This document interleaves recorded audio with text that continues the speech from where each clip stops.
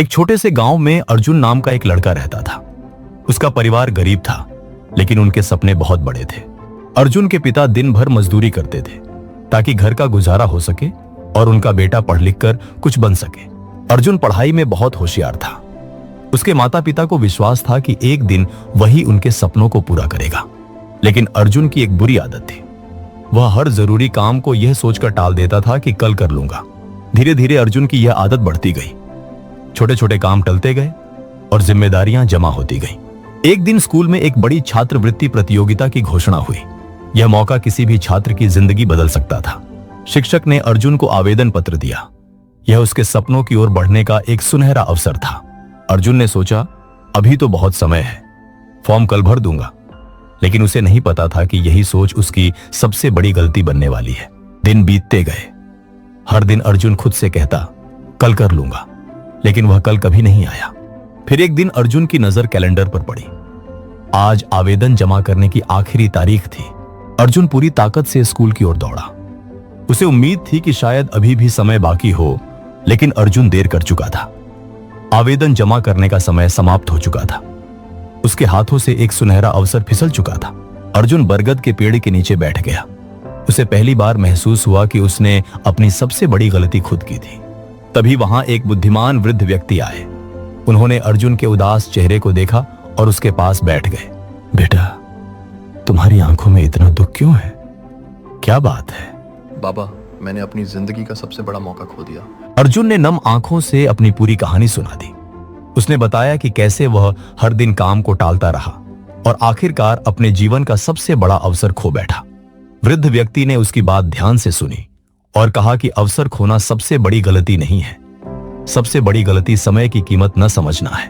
वृद्ध व्यक्ति ने अपने पास रखा एक मिट्टी का घड़ा और कुछ बड़े पत्थर निकाले। अर्जुन हैरानी से उन्हें देखने लगा। उसे समझ नहीं आ रहा था कि इन चीजों का उसकी समस्या से क्या संबंध है। वृद्ध व्यक्ति ने एक एक करके सभी बड़े पत्थर घड़े में डाल दिए। थोड़ी ही देर में घड़ा पूरी तरह भरा हुआ दिखाई देने लगा। फिर उन्होंने मुस्कुराकर अर्जुन से एक सवाल पूछा। वृद्ध व्यक्ति ने मुस्कुराते हुए अर्जुन से पूछा कि क्या उसे लगता है कि घड़ा अब पूरी तरह भर चुका है? घड़े को ध्यान से देखने के बाद अर्जुन ने विश्वास के साथ सिर हिला दिया। उसे लगा कि अब उसमें और कुछ नहीं आ सकता। वृद्ध व्यक्ति ने फिर छोटे छोटे कंकड़ उठाए और उन्हें घड़े में डालना शुरू किया। अर्जुन हैरान रह गया।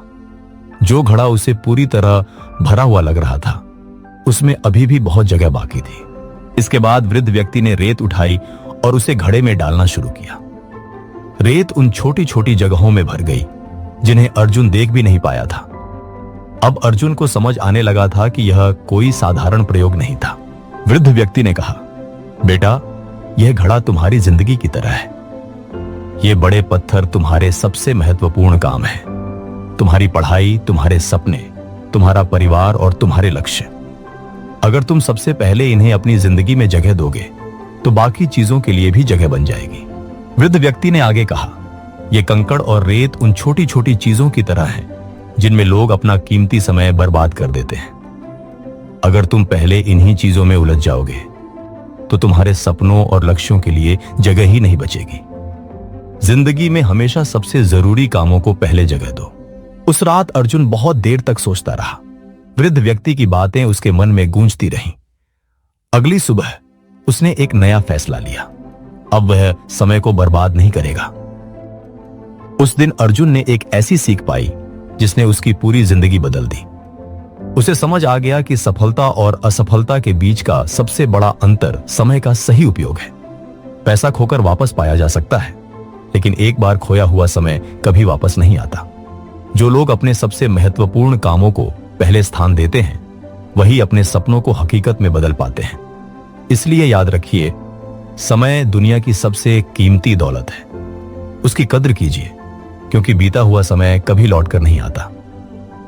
आपको यह कहानी कैसी लगी? कमेंट करके जरूर बताइए। वीडियो पसंद आया हो तो लाइक करें, शेयर करें और ऐसी ही शानदार कहानियों के लिए हमारे चैनल को सब्सक्राइब करें।